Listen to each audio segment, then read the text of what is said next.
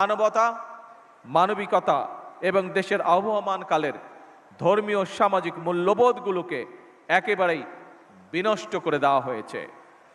ঢাকার মিরপুরে একটি নিষ্পাপ মেয়ের নির্মম মৃত্যুর মাধ্যমে মানুষের মানবিক মূল্যবোধের চূড়ান্ত অবক্ষয়ের চূড়ান্ত প্রমাণ মিলেছে। প্রিয় উপস্থিতিবৃন্দ, প্রিয় ভাই বোনেরা, এ বিষয়ে একটি কথা আজকের এই অনুষ্ঠানে আমি পরিষ্কারভাবে আপনাদের সামনে তুলে ধরতে চাই।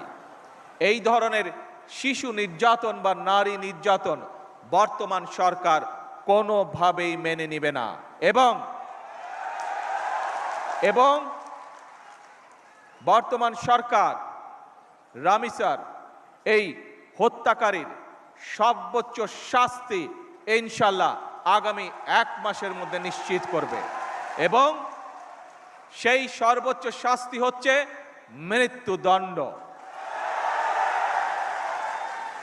যাতে করে ভবিষ্যতে আর কোনো ব্যক্তি মানুষ এইভাবে শিশু বা নারী নির্যাতন করার সাহস না পায়।